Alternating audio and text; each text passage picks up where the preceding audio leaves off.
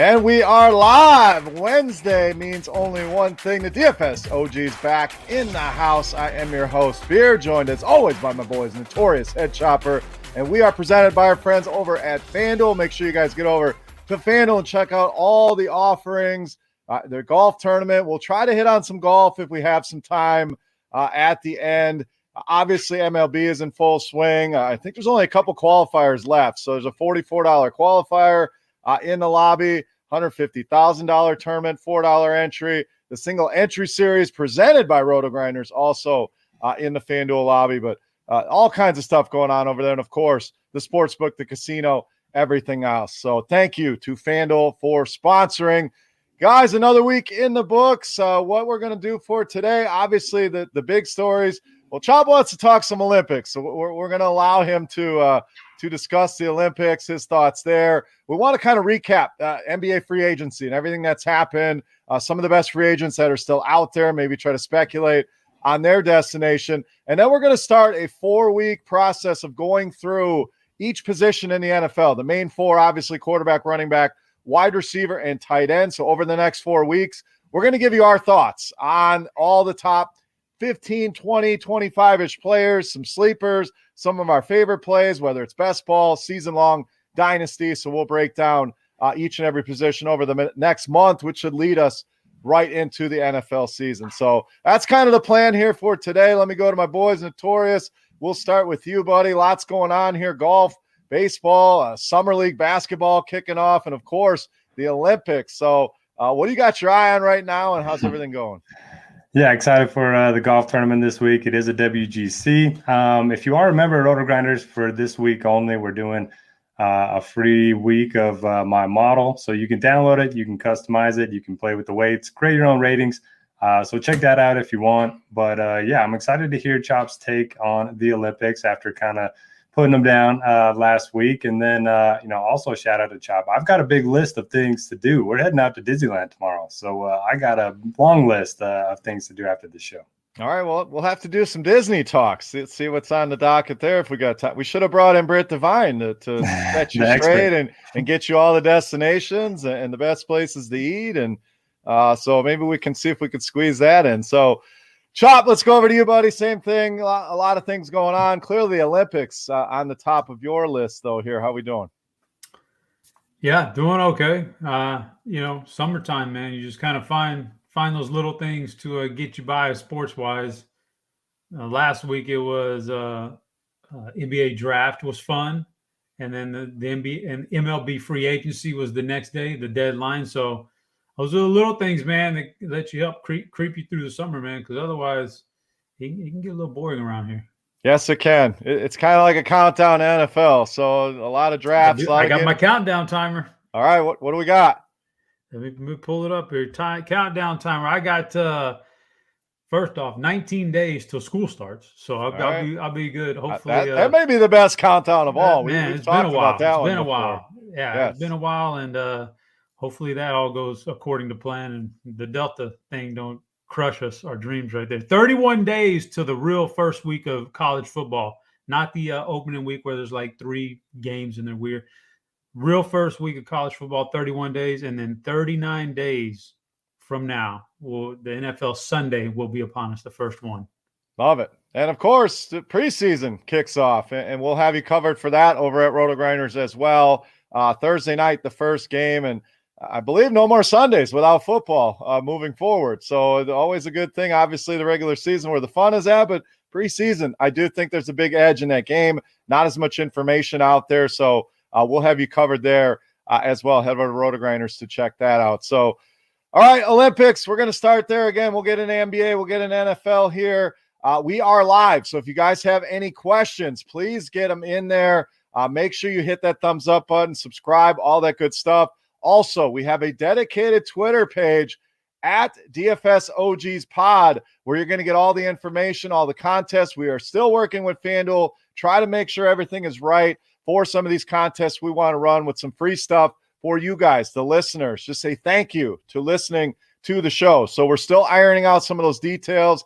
We do have our wins contest if you'd like to join that. All you got to do is pick over under on the totals provided. We've all provided our 32 picks, so head over to that page and get entered into that contest. But a lot more exciting stuff here to come. And again, thank you to FanDuel. So, Chop, let's go. Let's talk some Olympics, because last time we talked, last week, you and I were kind of in lockstep. Derek was draped in his American flag and all about the Olympics, and you and I were kind of anti-Olympics, not anti-American. We love our country, but the Olympics have just never done it for me. I'll watch it here and there.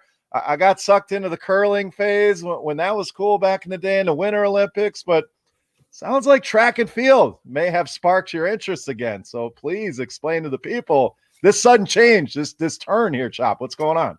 Well, I got it. I got to eat the crow. When you got to eat it, you got to eat it, man. And so, I put the Olympics down, and I still stand by the fact that most of it I could care less about. I haven't. I've been hearing and seeing the tweets about the swimmer guy who's doing real well, but I haven't watched any swimming or anything like that. But two things did catch my eye in the Olympics as I browsed through, just sitting on my couch during the daytime. Number one, track and field, obviously, has always been good, but I just, you forget how good it is until it comes on in the Olympics, and it's like the thing. And there's been several races, man, that they got this girl. She's a hurdler, and she's from Jersey, and she's really good. And so you got that. And then I was watching the men's 400-meter hurdles the other day, and this white guy won. And I'm not saying I liked it because he was white or anything, but like it was interesting, man. It was a great race, and so the track and field catches your eye. And then the other thing that caught my eye was the men's powerlifting. Whew, buddy, I'll tell you what, that was exciting. That was electric, man. The clean and jerk, and so it was those are two things I'll watch, but. Rest of it, but I'll eat my crow on those two things. The clean and jerk. I'm going to leave that alone. That's too easy. You flip those two around, and that's something totally different. We may get in trouble for that one. So, Derek is interested in the Olympics as Chop here. He seems to have found that spark there. I'm still yet to find my way to the Olympics. But what are you keeping an eye on? Obviously, the golf wrapped up, but anything else that you're keeping an eye on for the Olympics? Yeah, the golf event was pretty awesome. You had 7 guys tie for third place. So we had a 7-man playoff. That was real fun to watch. Didn't end until like 4:30 in the morning. So obviously didn't get to catch the end of it, but that was fun. Track and field, like Chop mentioned, always a good time. The 100-meter, 200-meter dashes, Usain Bolt kind of was the king of those, but, now there's some new names coming up. So those are always fun to watch. And the key for me, I just stay off social media, so I don't know who wins. I record the prime time, and then I just fast forward. It takes like an hour and a half to watch all the good stuff. And, you get your Olympics fix in for the day. So, I think it's pretty fun. Beer, you should give it a shot. At the very least, watch some track and field. All right. Well, I did see, was there not one where somebody fell down and they still won the race? Yeah. I mean, how does that happen? I mean, you would think of all the Olympians, we're all pretty damn good here.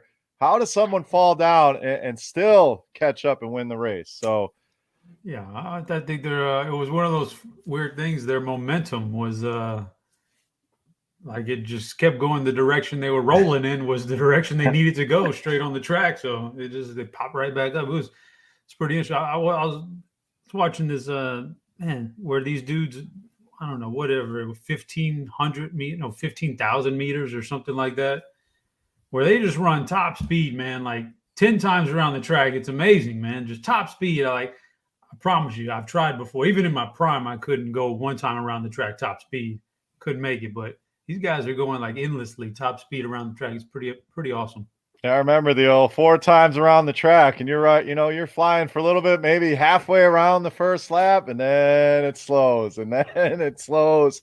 And by that 4th lap, you're pretty much walking. So they are impressive athletes, obviously. So, and Derek, you're right about the social media, and that kind of happens during the drafts too. If you don't want to know in advance, you're watching it on TV, whether it's the NFL draft, NBA draft, you better put that social media away, because they're going to tell you 2-3 minutes in advance who's getting picked. So another one, I kind of put Twitter away and just kind of soak it in. So let's transition to NBA, guys. It's been a fast moving free agency. I'll say a lot of big moves. So I'm going to throw these at you one at a time. We're going to stick to some of the bigger ones here and just get your guys' quick thoughts on some of this. So we'll start with some of the happenings from today, and I'll kind of tie them in to some other things. But Miami looking like they're trying to make a run here. So they bring back Victor Oladipo today.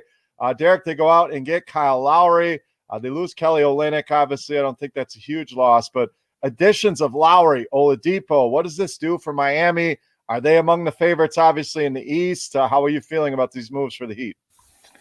Yeah, I never know about Oladipo. I mean, the last time he's been healthy was years ago. So I don't know how much he's going to provide, but I love the Lowry pickup.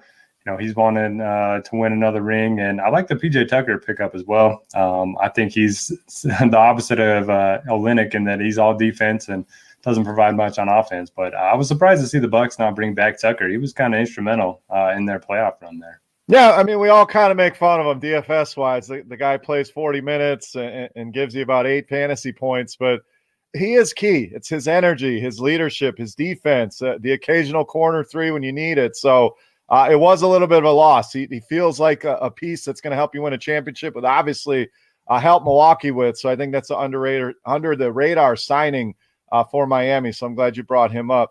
Chop, let's go to you. Thoughts on the Heat here, adding Kyle Lowry, PJ Tucker, bringing back Victor Oladipo.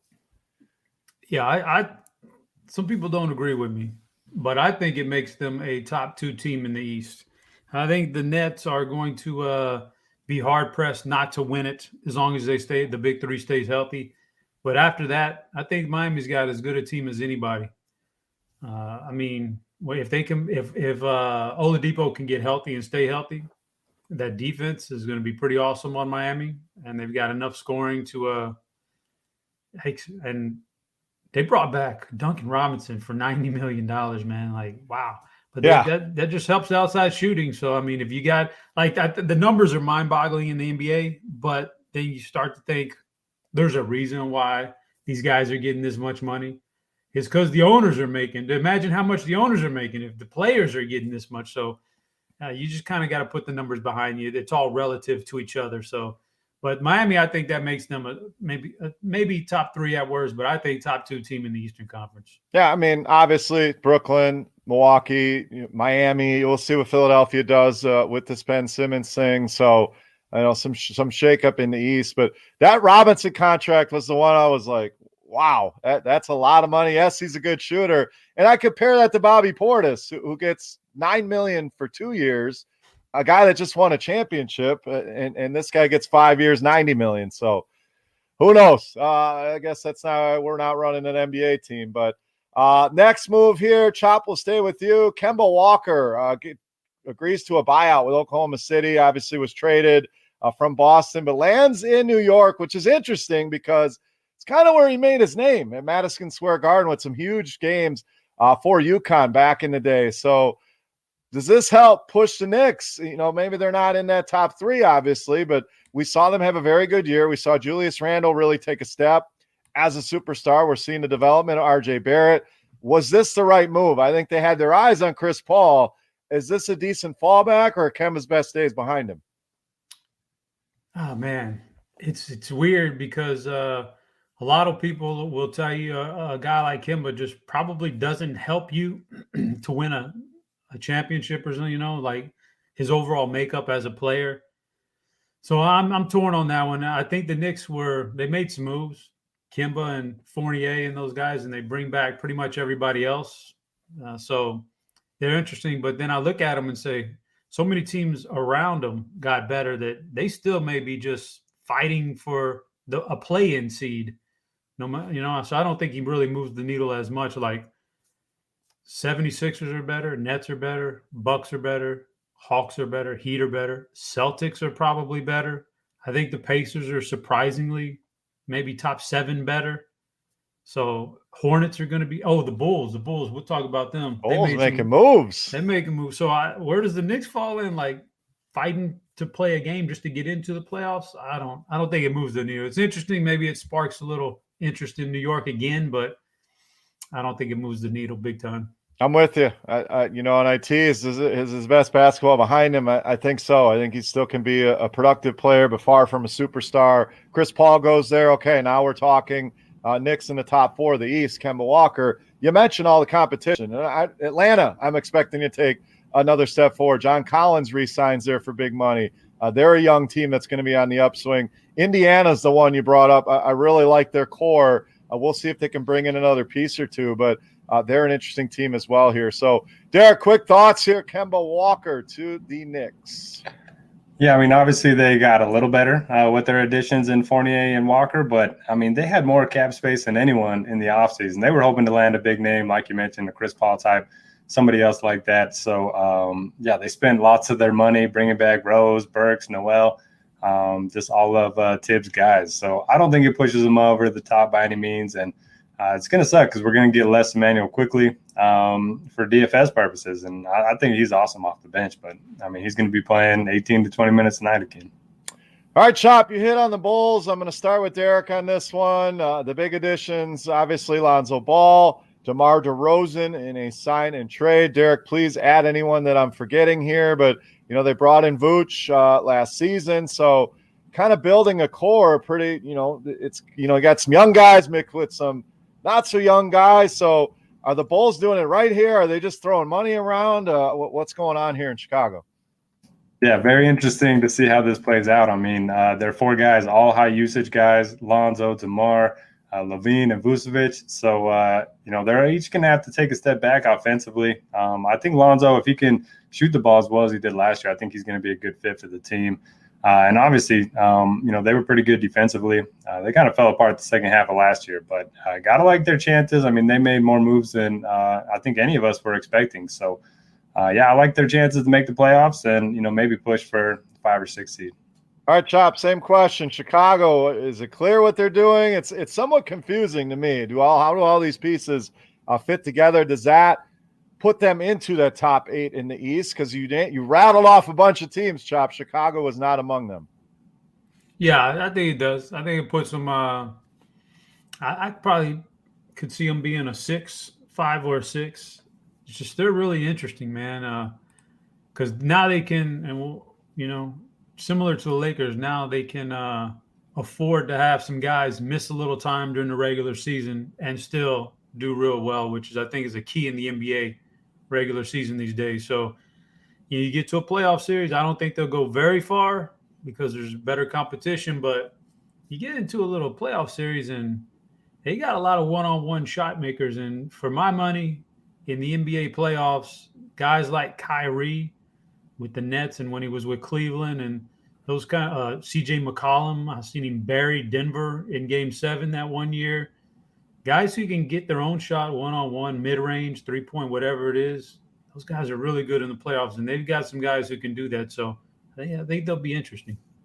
Yeah, I want to see how all this comes together, but we'll see. Definitely interesting. So a couple shout-outs in the comment section. Again, we are live. You guys got questions, please throw them in there. But our boy, Don Yeezy, been with us for a long time. What's up to him? Flores 23 Mark also saying what's up to us. So what's going on, Mark? Carlo B says fade on Kemba. I think a lot of us, all 3 of us pretty much agree on that.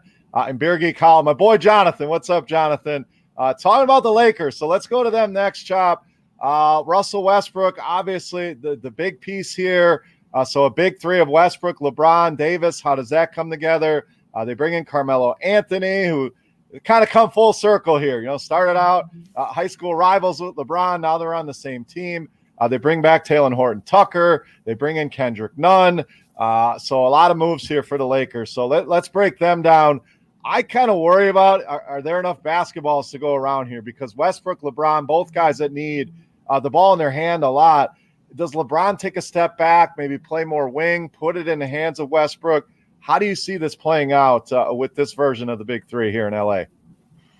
I think this puts them into the finals against the Nets if everybody were to stay relatively healthy for both teams. The shocker to me, Talen Horton-Tucker, I can't believe they were able to keep him after acquiring all these other players. For sure thought he was gonna be able to walk, and that I was hoping my Rockets would pick him up, but they didn't. They got him, but I think what it does is, just like I explained with the Bulls, is now during the regular season, you can give LeBron his time off. You can give AD their time off, have them be fresher for the playoffs, and you can still maintain a top 4 seed in the Western Conference because you've got a lot of guys to fall back on now. And then when you get to that first round against Phoenix and AD goes down, like if you have any of these other guys to help out LeBron, you probably beat Phoenix still, or at least it's pretty darn close. They couldn't do that last year. Now they can afford a minor slip up in the first round with an injury. Just get you guys healthy for the second and third round of the playoffs and the finals, and you'll be all right. So I think it helps them. Just the depth of a few more playmakers absolutely helps them. Yeah, for sure. We forgot while we were talking Chicago. Osimo moved from the Lakers to his hometown of Chicago. So another big move there for the Bulls. We can't forget about that one. So, Derek, thoughts on the Lakers here? The big three, Chop's putting them in the NBA final. That'd be a fun finals. Your big three against our big three, and just make it a 3-on-3 game. But do you think this can work with Russell Westbrook in town? So right when the trade was announced, like everyone else, I was like, what are the Lakers doing? Bringing in Westbrook doesn't seem to make a lot of sense. But, I mean, so many pieces. So you mentioned Carmelo. You mentioned Nunn. They also got Wayne Ellington, Dwight Howard, Malik Monk, Kent Bazemore, Trevor Ariza. So they just got a bunch of guys. A lot of them, they don't need the ball. A couple 3-and-D guys. Dwight's a good big to back up Marc Gasol there. So I actually like this team. I do think they're going to be the favorites there in the West. And, their two biggest opponents for me, Father Time and health. If they can beat both those things, I think they're going to be there. Yep, for sure. The rest are all pretty much re-signings here. So I'll just kind of throw these to you as a group, hit on the ones you want to. Jared Allen back to Cleveland, 5 years, $100 million. Will Barton back to Denver, 2 years, $32 million. Derek, your Jazz bring back Mike Conley, 3 years, $72.5 million. Also add Rudy Gay to the fold here. Some other re-signings: Tim Hardaway Jr. back to Dallas. Chris Paul, that was one of the dominoes. He re-signs with Phoenix at a pretty good number here. So I think Phoenix obviously going to be a team to reckon with. That's all of the re-signings of the big one. Gary Trent Jr. back to Toronto, 3 years, $54 million. And then some more minor things here. Norman Powell gets a big 5-year, $90 million contract as well. So, Derek, obviously Chris Paul, the big one there. Any of those other ones you want to hit on your Jazz? And anything I may have missed here? Let's wrap up the NBA talk. What do you got? Yeah, I'm kind of glad Chris Paul stayed. It will be weird, though. I mean, he's going to be making $30 million a year when he's 40. So the end of that contract might look a little ugly. But the same for Mike Conley. I do like what the Jazz did. They're basically bringing everyone back. Plus, they got Hassan Whiteside. I was hoping they would get a stretch 5 since that was their biggest weakness there against the Clippers. But, I mean, Whiteside is just like a slightly worse Rudy. So I don't hate that. The Pelicans, I'm not sure why they got Valanciunas. I really wanted, them to space the floor a little bit more for Zion. So that was interesting to me. And then I kind of like what the Warriors did. They got Otto Porter for the mid-level, basically min-salary. They're going to have their big three back. They got Moses Moody in the draft. And we talked about them, their outright a couple weeks ago. It's down to 11-1 on the FanDuel Sportsbook. So they are quickly moving up in the odds ranks. Yeah, and I forgot a few. Obviously, Steph Curry signs that massive extension, about $55 million a year. Shai Gilgeous-Alexander back with the Thunder. Blake Griffin back with the Nets. So a few that we haven't hit on yet. So, Chop, lots of ones there at the end, lots of re-signings. So comments on any of those and clean up anything else we may have missed here in the NBA. You just mentioned Shai Gilgeous. Man, poor guy. I don't even know what's going. Like, he signs this extension, he's their best player, but it seems like all they're interested in doing is just taking on salary and dumping it and getting draft picks out of it. I mean, it's great for a while, but at some point, you kind of want that stuff to all that fruit to bear a little bit, and you want to start drafting good players and have a good team. And he's going to get stuck there for many years now with just a bunch of draft picks instead of actual players. So sucks for him. But then we forgot about the most electric signing of this whole thing, man. Andre Drummond going to play with Joel Embiid. Okay. Like, this is so good, man. This is so poor Zazzy, man. He was all upset on this because he just didn't know what to do. He was beside himself. Andre Drummond's just a terrible NBA player. Won't help you win games at all. And not only that, But Embiid and Drummond, the rivalry, now they got to play together. Something's up with it. I don't know what's going on over there. Yeah, it was an interesting signing because I don't see you playing both of those guys on the floor at the same time unless you're going back to the 80s Rockets days at the Twin Towers. So, it seems like Drummond really has fallen from grace. Detroit, he looked all right, putting up numbers, and he's progressively just turned in to more of a bench player, role player. So, interesting there. So, we'd be doing the listeners this service if we didn't bring up the one piece that hasn't signed yet. There's some names out there, and I'll rattle off some more names here in a second. But Kawhi Leonard, Chop, it seems like he's going to be back with the Clippers. You also hear he's out listening to pitches from other teams. So what does your gut tell you? Does he end up back with the Clippers? If not, where does he go? Who's got the cap space? What are your thoughts here on Kawhi Leonard real quick? Yeah, I think Kawhi Leonard's going to come back with the Clippers, make his money, and probably sit out most of this year. I think the injury was bad enough to where we kind of knew that was the case. So, yeah, I think we're looking at a dead year for Kawhi anyway. I think he comes back to the Clippers, and then we'll see what he does the following year. Maybe he can opt out or whatever, however he wants to do the language in his contract. But I think this year is a dead year for him. All right, Derek, same question. Kawhi Leonard back to the Clippers. Does he go somewhere else? If so, where do you think he's going? Yeah, I kind of think he's going to stay as well. Just doesn't make sense for him to move. Maybe he will, but yeah, I kind of think he's going to stay. A couple other big names. John Collins still hasn't signed. Did Dennis Schroeder sign anywhere yet? He has not. John Collins signed, so he's back with Atlanta. Schroeder has not signed as of now. Yeah, it's funny to see the Lakers. Kuzma was throwing some shade on LeBron after he got traded. I don't know if you guys saw that. Somebody pulled up all of his GOAT tweets about LeBron, and then the second he got traded, he was saying Kobe's the GOAT. So kind of funny. Funny how things change when you are sent packing. So some other notable names, obviously not as big as Kawhi. Reggie Jackson still out there, kind of surprising after his run with the Clippers. Lauri Markkanen. It's kind of dealt with injuries throughout his career, but still pretty young. Danny Green, more of an elder statesman, provides that shooting and defense. Kelly Oubre Jr. is still out there. Josh Hart of Top Shot fame. Hamidou Diallo kind of bounced around last season. Paul Millsap, another aging veteran. And then Kem Birch, a guy that showed a little bit of flash after that trade to Toronto. So if you're in the chat, your thoughts on some of the NBA free agency stuff. Where does Kawhi Leonard go? Sound off as we transition to the NFL here. We got to start talking positional NFL again. We're going to spend the next 4 weeks breaking down each position from a fantasy lens, guys we like, guys we don't like, overrated, underrated, all that good stuff. So I'm just going to go down the list. FanDuel does have best ball in the lobby, so we're going to use their rankings and ADPs and just get in as many guys as we can. So Chop, we're going to start with you. Obviously, the first quarterback on a lot of people's, probably most people's list, Patrick Mahomes of the Chiefs. Now, to me, there's a big 4, big 5 quarterbacks here. So, you're kind of comparing drafting Mahomes where he goes with guys like Lamar Jackson, Kyler Murray, Dak Prescott, Josh Allen. So, thoughts on Mahomes here? Best ball, season-long dynasty, whatever angle you want to attack it from, how we handling Patrick Mahomes here in 2021. Yeah, I think Mahomes is going to break records this year. I think he's going to be that good. The problem is I don't spend any kind of high draft capital on quarterbacks, not in any format, not in my season long, not in best ball or anything. So I'll never see a Patrick Mahomes, but I think he's going to break records this year passing the ball.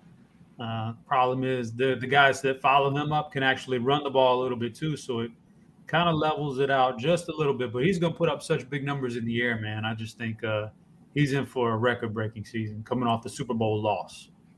I'm with you as far as I tend to weight at quarterback. Now, if I can get one of these elite guys, again, I think there's an elite 5. Some people might throw Russell Wilson in that category and make it 6. If I can get good value on one of those guys, I'm all about it. It's rare that I'm going to get Patrick Mahomes. In fact, if you can get the stack, which is very difficult because a lot of drafts, Travis Kelce, Tyreek Hill, both go in the first round. But say for some reason you get them both at the turn for whatever reason, that's when I have some interest in Patrick Mahomes and tying it all together. But generally that's a very difficult stack to pull off. So I'm kind of off on him as well. I agree. At the end of the day, he probably puts up the most points, but that's not what it's about. It's comparing him to his contemporaries at the position. Can I get similar production or close at more of a value? That's my issue with Patrick Mahomes. He tends to go in that third round range where you can still get some of these other guys, Kyler Murray, Dak Prescott, in the fourth, fifth, even sixth round sometimes. So mostly out on Mahomes. Derek, what says you? Yeah, I agree with everything you guys said pretty much. I think Mahomes deserves to be the number one. I do think there's a big five, with that kind of rounding that out for me. And I just don't think I'm going to get a lot of exposure because I do like to wait in drafts and get some of those guys that can run in the later rounds. So love Mahomes. Obviously, going to be playing him a bunch in DFS, and I'm sure we'll be talking about that here soon. But, for season-long stuff, probably not going to have a ton of exposure. All right, ADP on FanDuel at 10.1. So it looks like he's going in the first round of drafts over on FanDuel. So a little earlier than I've seen at a lot of other spots. Next guy on the list, Eric, Josh Allen. Obviously, we saw him take a massive leap last season. Really helped to get Stephon Diggs in the fold. They add Emmanuel Sanders to the mix now. So going to be a very good team. We know Josh Allen gets it done on the ground, but really took that step through the air last season. So an ADP of 20 here on FanDuel. Thoughts on Josh Allen?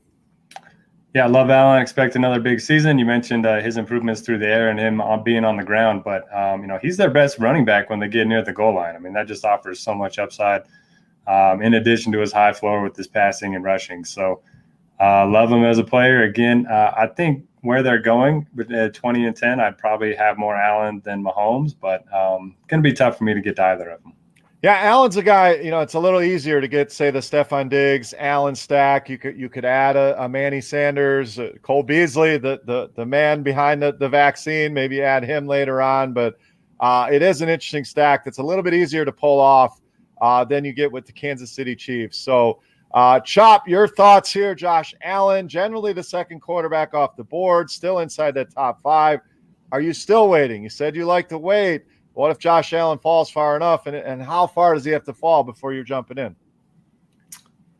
Yeah, I don't think I'll ever get a Josh Allen either, because I'm just not going to end up with any of these top five guys typically, unless I'm going out of my way to be different than my other stuff, and I want to cover some bases, and now I want a Josh Allen team. But otherwise, no, I'm not going to. I actually think Josh Allen is probably going to have another solid year, but yeah, I mean, I like those next 3 or 4 guys just as much as Josh Allen this year. He had a great year last year. And he probably keeps it up again this year, but who knows? He may take a step back. You just never know. So I like these other guys just as much as Josh Allen, and he's more expensive than they are. So I don't see myself ending up with really any of these top 5.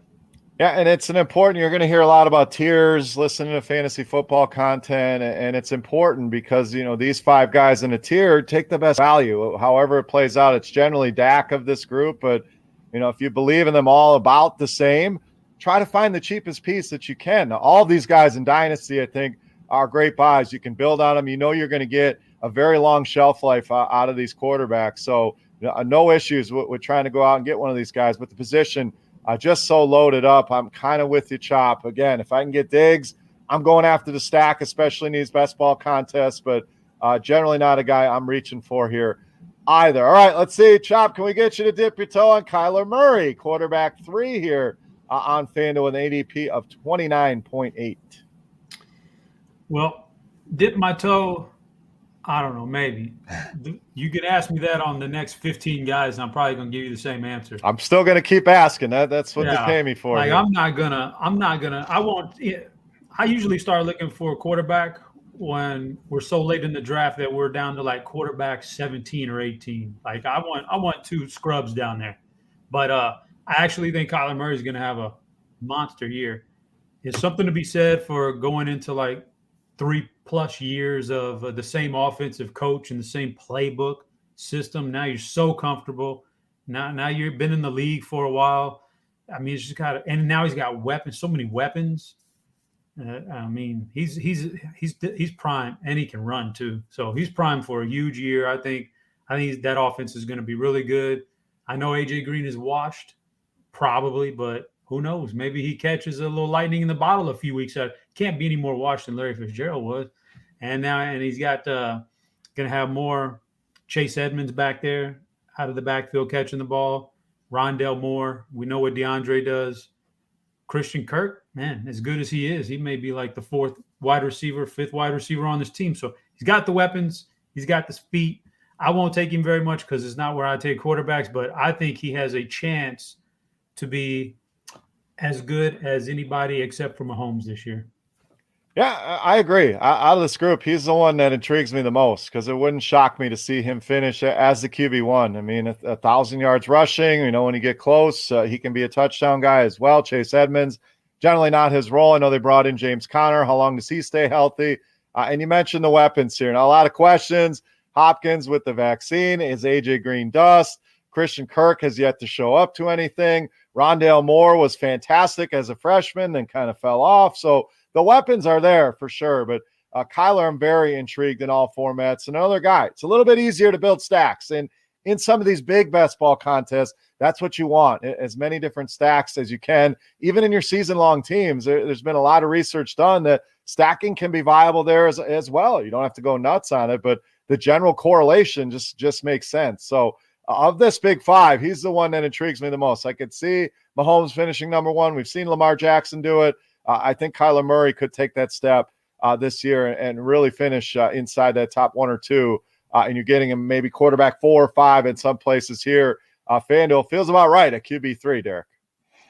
Yeah, you mentioned the possibility for 1,000 rushing yards. You finished 819 last year, got hurt halfway through the season, and then stopped running for like 4 or 5 weeks. So if he gets those 1,000 rushing yards, we know he's going to get double-digit rushing touchdowns. That's basically an RB2 along with a quarterback 1. So, yeah, love him. I do think, at where he's going, he probably makes the most sense of these top 3, and definitely prefer him over the next guy. Yeah, kind of surprised by this one. Before we get to him, if you're watching live, you're in the chat, give us your favorite quarterback. Who's your best value? If you want to ask us about anybody, our thoughts in different formats, feel free to do that as well, guys. We want this show to be very going back and forth. We want it to be talking to you guys, you talking to us. So very interactive is the word I was struggling to find there. So if you guys have any questions on the quarterback or, again, your favorite value, we're going to get some interesting names here. But, Derek, the guy you bring up next, kind of surprised here on this ADP. Aaron Rodgers back in Green Bay, quarterback 4 here on FanDuel. I think for the most part, he'd be outside of anyone's top 6. I have him at about quarterback 8. We saw a very efficient season out of him last season. But my question is, does he come in focus? It's for him to put up the similar numbers he did last year. I think some regression is in store here for this team, scoring touchdowns at a historic clip, barely turns the ball over, but doesn't give you much with his legs. I mean, he's almost has to throw 50 touchdowns to compete with some of these runners. So thoughts here on Aaron Rodgers at QB4, Derek? Yeah, before the show, you asked us to come up with a fade, and Rodgers is going to be mine, and that was at an ADP of 8 at quarterback, which I was looking at. So, for me, I do think regression is coming. Career high 9.1 touchdown rate last season. His career average is around 6.3. He's also had fewer rushing yards each of the last 4 seasons. Only had 141 last year, I believe. Plus, you got everything going on with management and him not wanting to be there. Who knows, what he's been doing all summer. So, yeah, for me, pretty easy fade, especially going at the number 4 quarterback. But he's got Randall Cobb. That's true. I mean, what else do you need? He's got his buddy back. So, Chop, let's throw Aaron Rodgers over to you. Obviously, some quality stacking partners. Devontae Adams, a first-round pick. Cobb is a guy you can take late. Robert Tonyan, we really saw arrive on the scene here. Aaron Jones give you some flexibility out of the backfield, but QB4 feels a little bit rich here for Aaron Rodgers. What do you think?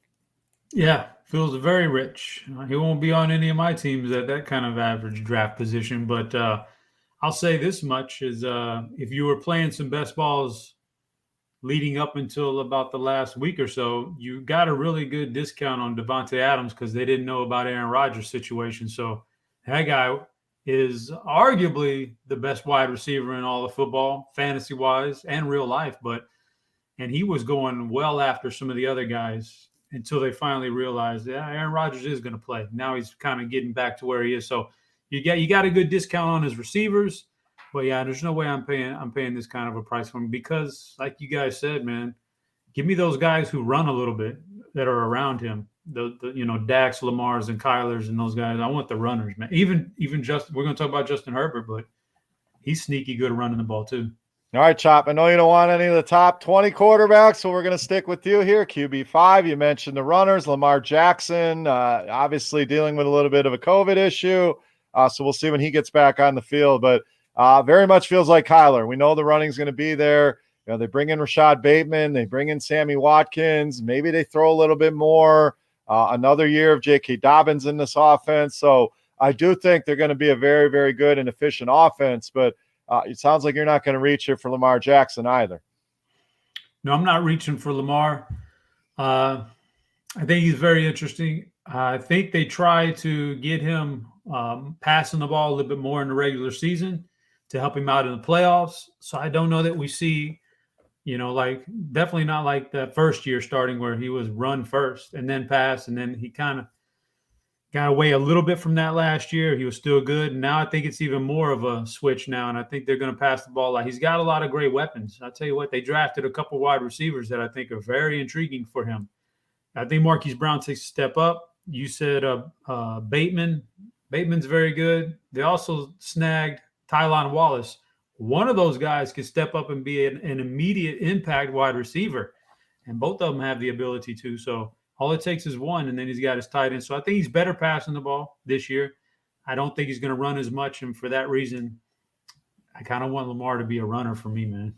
Yeah, for sure. I mean, if you look at Kyler, if he's got a shot at 1,000 yards, can Lamar do the same? So, Derek, it's almost a debate between those two. So thoughts on Lamar, and then if it is Lamar or Kyler, which one are you going with?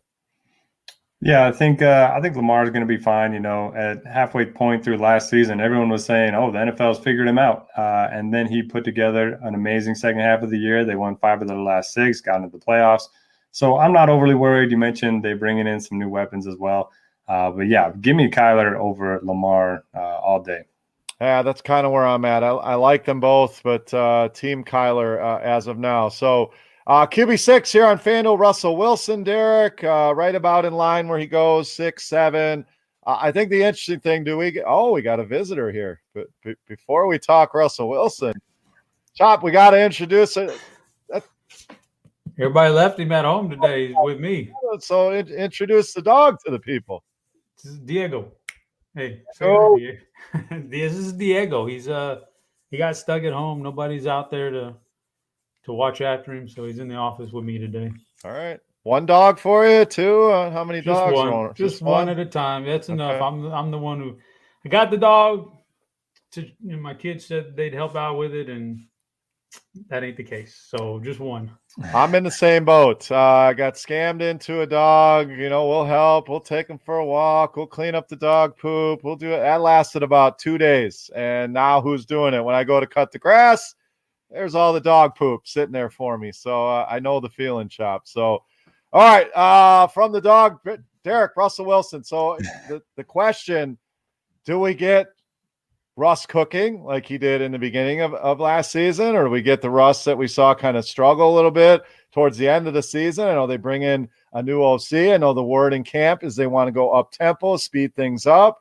Is Russell Wilson a guy that could leap into this top 3 of quarterbacks, or do you still worry about some of the inconsistencies there? Yeah, we never worry about his efficiency. One of the most efficient passers of all time. He's going to score a lot of touchdowns as well. So like you mentioned, it's all about the pace. They brought in the Rams passing game coordinator to be their OC. So if word out of camp, actually happens, you never know with Pete Carroll and this team. But if they play at a fast pace, he could have a huge season.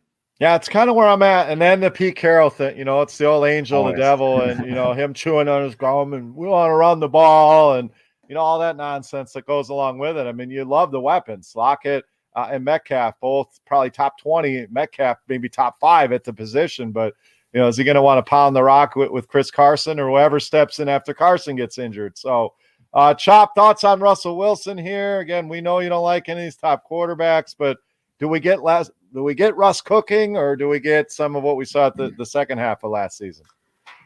It's hard to trust Russell Wilson anymore. I He was cooking at the beginning of last year, like you said, and then all of a sudden Pete Carroll stepped in and said, no more fun for you guys. So I don't know if I could trust him anymore. He's surrounded by great quarterbacks here that you can have slightly after him or just before him. Man, I'm going to pass on Russell Wilson just because I think deep down inside, Carroll and those guys just want to run the ball. So at some point, they'll step in and mess him up. So I'm going to pass on Russell.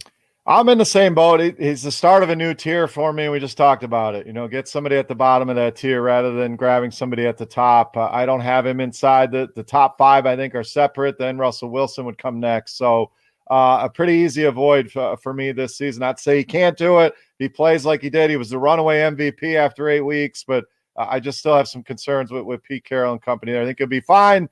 I just don't think he can touch the top 5 in my book, which leads us to your quarterback, Chop, Dak Prescott, a guy I am very, very high on, very excited about here. We saw him putting up gaudy numbers before he got hurt. This offense could be the best in the league. CeeDee Lamb takes another step. Amari Cooper, Michael Gallup. We'll see what happens at the tight end position. Ezekiel Elliott looking trim, ready to roll here. So all the stars are aligned here for Dak Prescott. Am I too high on him? Because I think he could be have an MVP caliber season. That's how much I like him this year. Yeah, just got to stay healthy. You just got to stay healthy. And the offensive line needs to stay healthy. But other than that, if they can do that, yeah, he's going to have a monster year. He could compete with any of these other guys because he's got all those weapons.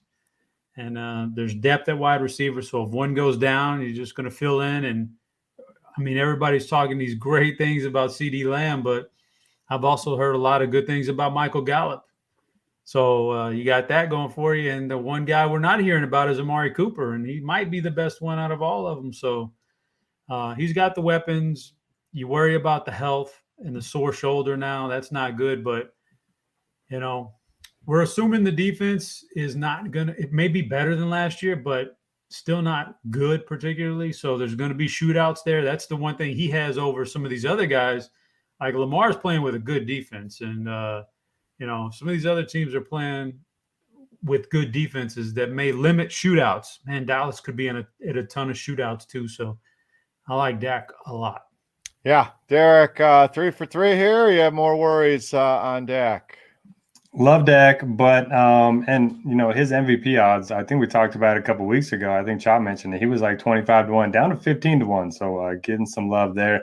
The thing for me, I do think Zeke's going to be good. And if you remember last year, they got down. They had the weirdest game scripts I've ever seen. I think there were 5 games when they got down at least 3 touchdowns in the first half. And then it was just all Dak in the second half. And he just put up these huge numbers. So, I mean, you can't really count on, them being down that much. So, I mean, I think he's going to be great. I have no issue with him in any format. But those games do stick out like a sore thumb. I just don't think you're going to get that again.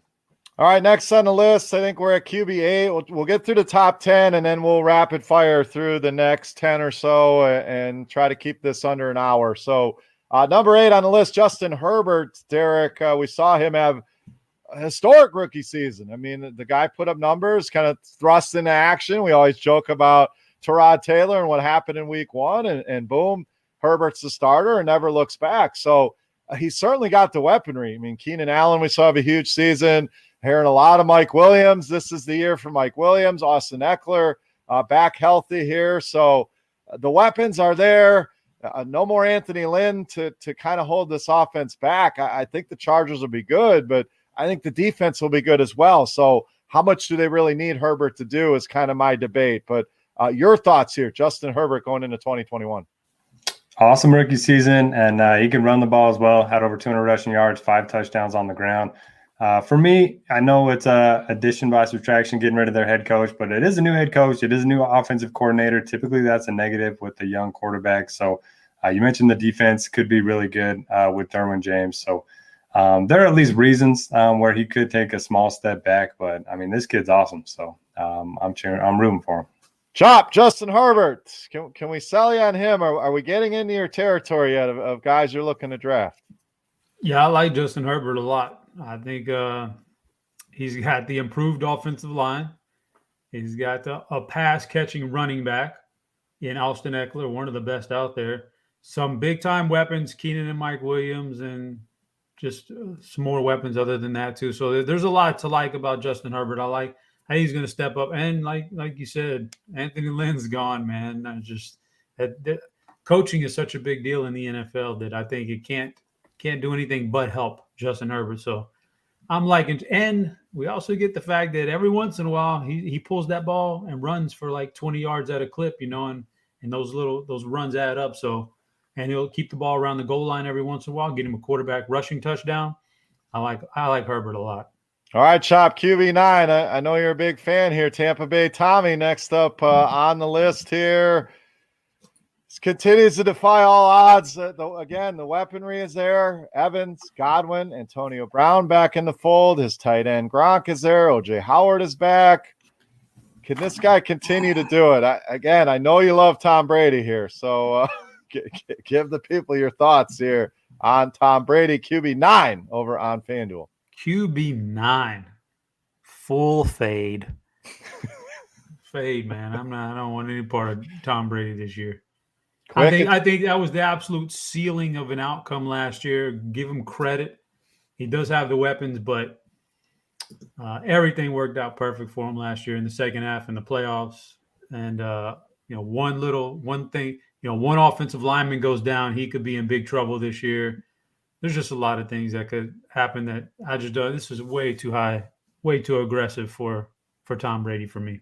Not to mention the age monster at any time. I know this guy wants to play till he's 45, 50, whatever the hell he's saying, but let's remember back to Peyton Manning. Looked outstanding, and then all of a sudden he looked like he could barely throw the ball down the field. So that's going to happen at some point, and maybe it's not this year. And I know we've been playing this game with Tom Brady for a lot of years, Derek, but that's kind of my worry as well, not to mention he doesn't run. So he's got to throw, like Rodgers, 40, 45, 50 touchdown passes, which is not out of the realm of possibilities. But to compete with some of these guys that run, even a Justin Herbert who's going to run, or some of these guys that we're going to talk about behind him that have rushing upside, the game has changed. You need those mobile quarterbacks. So Tom Brady, QB9, your thoughts?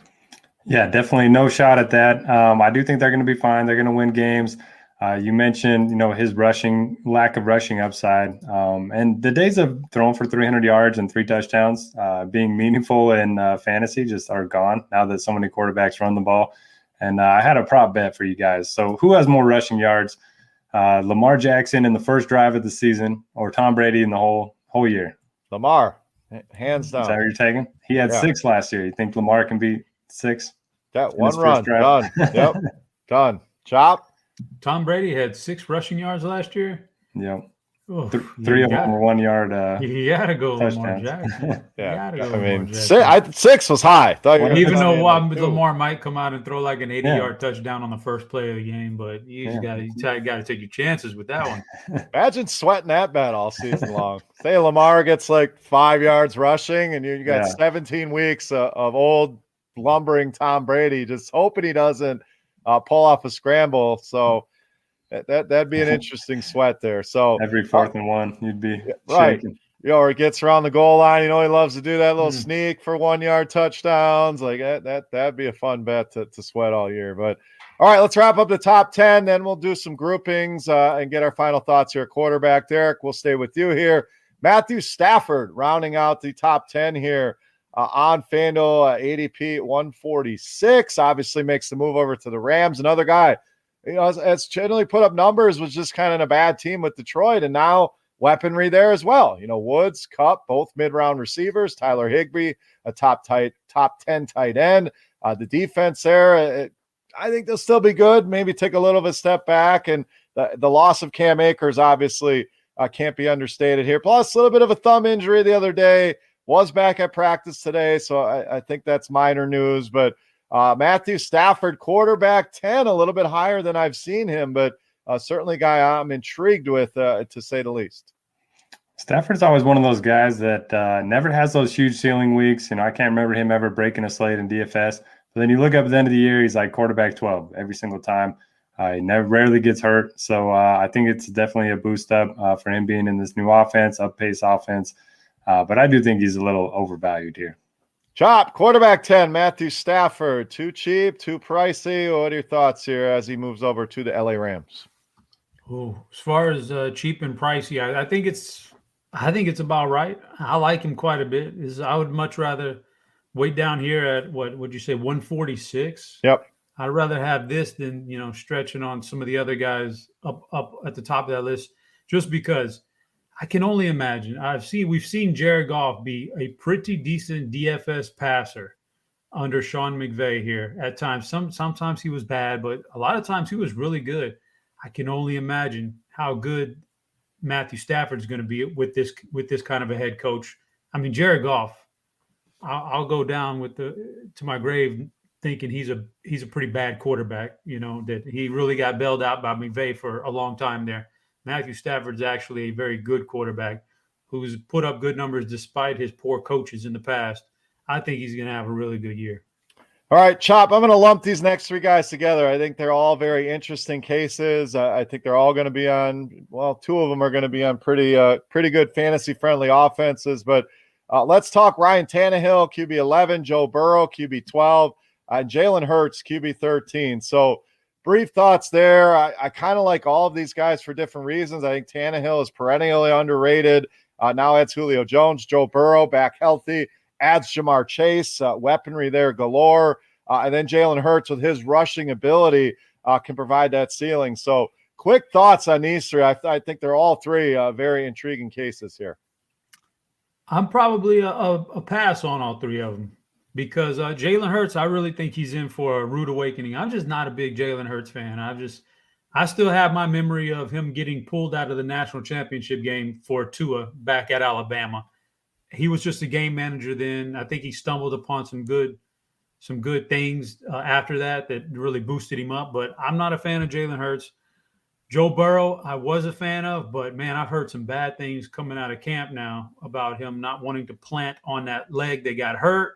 So man, those injury things are real like that. The year after the big injury, so worried about that. And then Tannehill is definitely the most efficient and interesting of the three. But with Derrick Henry, that offensive line, I just don't think we see a lot of big ceiling game. I think we see a lot of steady 2 and 3 touchdown games out of Tannehill. I don't think we hardly ever see that big explosion in the passing game. I think his biggest weeks are going to be when he decides to take off and run a little bit, which is few and far between. So I think he's really good efficiency-wise in real life, but I don't think they need him that much for DFS. See, he's my favorite of this group. And again, I have some of the same concerns with Hurts. Now there's tape on him. Can he deliver the ball? Does he have the weaponry? Can Devontae Smith be a wide receiver one? There's a lot of questions there with Philly. You mentioned, Joe Burrow dealing with that injury still. It's still a terrible offensive line. They did nothing to protect this guy. But Tannehill, I think, again, you add Julio Jones, A.J. Brown, probably the best wide receiver duo in the league. Derrick Henry taking attention away. And this defense is going to be terrible. So they're going to find themselves in a lot of shootouts. And a lot of times they'll still run the ball. But Arthur Smith now gone. Maybe the offensive philosophy changes here for Tennessee. I think Ryan Tannehill provides a pretty big ceiling. If you miss out on some of those top guys, he's actually a preferred target of mine in this offense. So, Derek, over to you. Ryan Tannehill, Joe Burrow, Jalen Hurts. What are you doing with these three guys? Yeah, I'd argue Tannehill has the highest floor of these three. I think he's going to be the safest. I think he's going to be a consistent producer. To Chop's point about Joe Burrow, out of camp, they're saying they just had the most lopsided practice in a very long time, that the defense dominated the offense. If the Bengals defense is dominating this offense, that's not good. But I do like Burrow. I mean, he's got so many weapons. He was great last year. So if he can get healthy, after tearing the ACL and MCL, he'd be my favorite of the three. And then I'm always sucker for guys that can run the ball. I know Hurts has some question marks, but I don't mind taking him at this price at all. All right, I'm going to finish this, and I'm going to allow you guys to add anyone you want to add. But I want to talk about the rookies real quick here because we have some very interesting rookies entering the league here. Trevor Lawrence with the Jaguars. Trey Lance, stories continue to come out about him each and every day with San Francisco. And Justin Fields with Chicago. I guess you could throw Mac Jones in there if you want to, but let's just stick to those three, Derek. So I think you can make a case for any of these guys. Rookie quarterbacks can be a slippery slope, but the learning curve has gotten faster for these guys.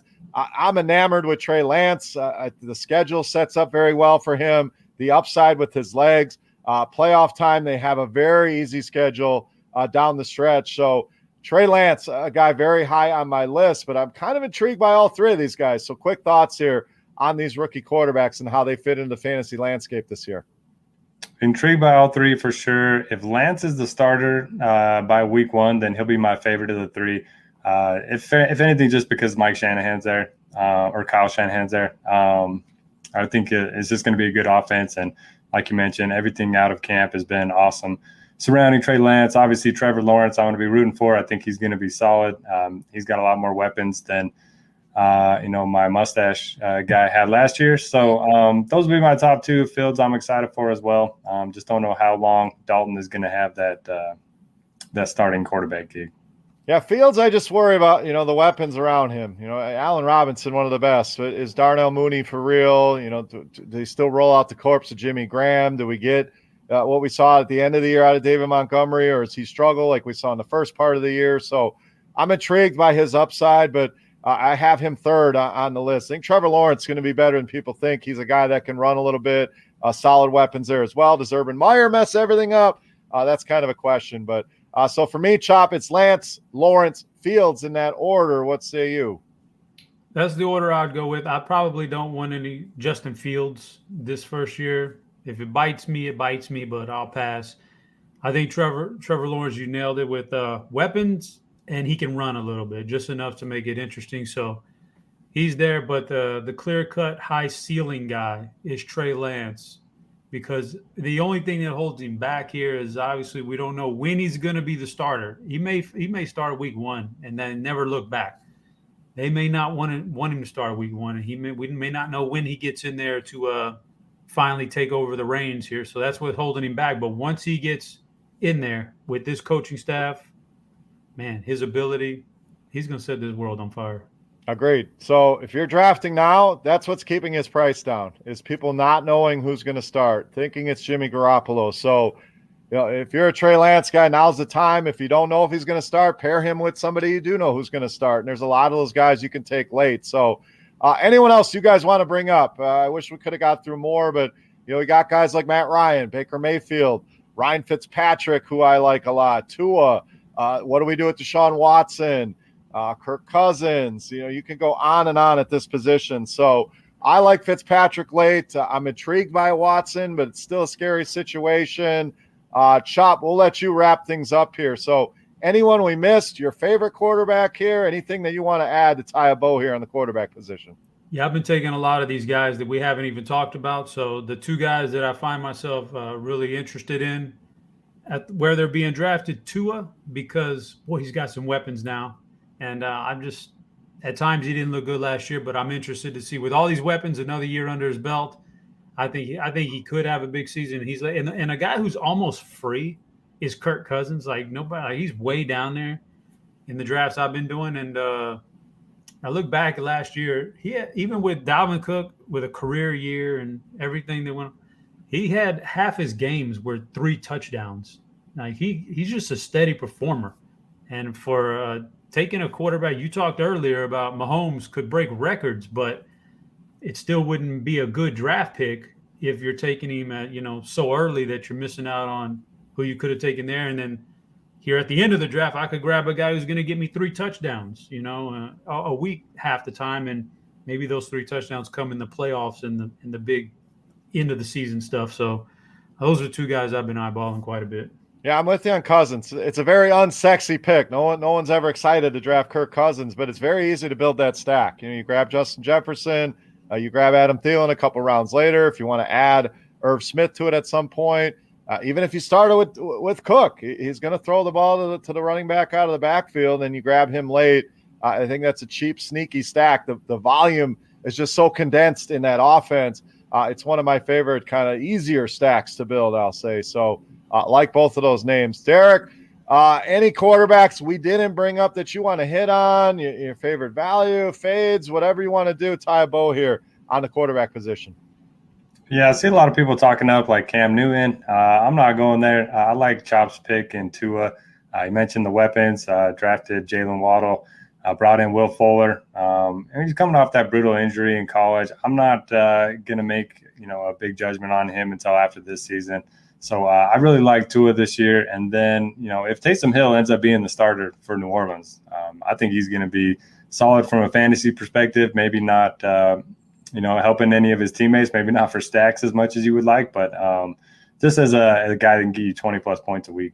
Yeah, it's a great one. We'll see how that one plays out, but it sounds like Taysom is in the driver's seat right now for that starting spot, which makes sense. No Michael Thomas. We kind of talked about that last week. Makes more sense if they're going to go run heavy to go all out and throw Taysom in there. So one quick note just coming through. I'm not going to call it breaking news because it's, we kind of knew this was going to happen, but Hall of Fame game, we will not see Dak Prescott or Ben Roethlisberger. So not shocking news. So do some research on your backup quarterbacks.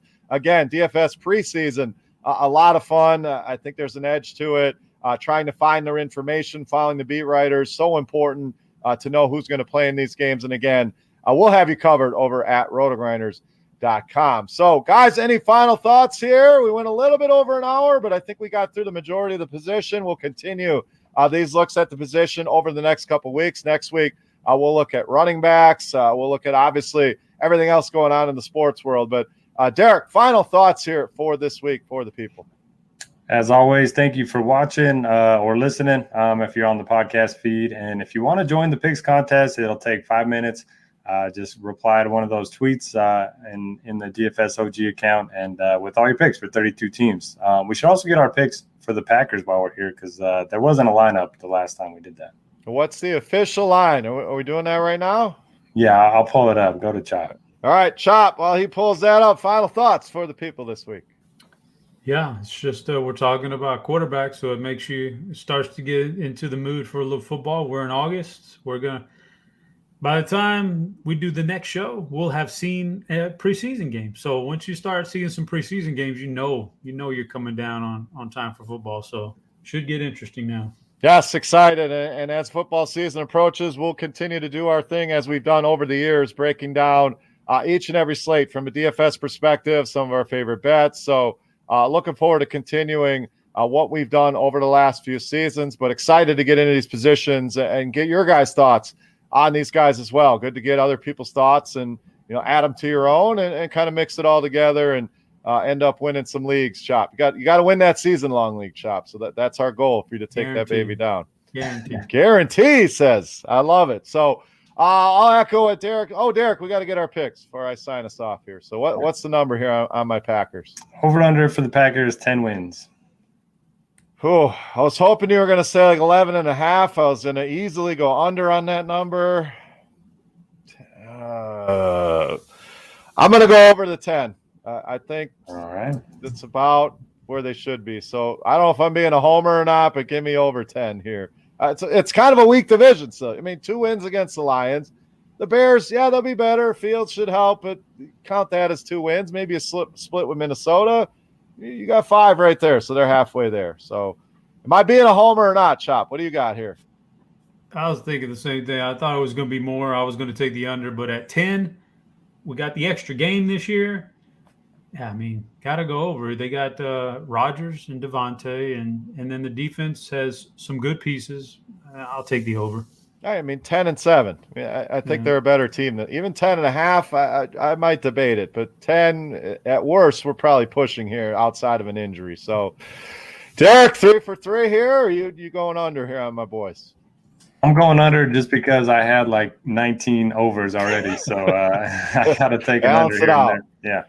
Nice. All right. So, again, if you want to join that contest, it is posted on the page. Guys, please do us a favor. Go follow at DFS OG's Pod on Twitter. Again, that's where we'll be doing all our announcements for the show, so we appreciate that. We appreciate you all for listening. We appreciate the fine folks over at FanDuel for sponsoring the show. And, again, we're working on some pretty cool stuff for you guys, so stay tuned on that. We'll have some more contests, more giveaways as we get closer to the season. So, again, thank you to them for sponsoring the show. For Notorious, for HeadChopper, I am Beer saying salut. We are the DFS OGs. We'll see you right back here next week. Enjoy the week. We'll talk to you next Wednesday. We're out.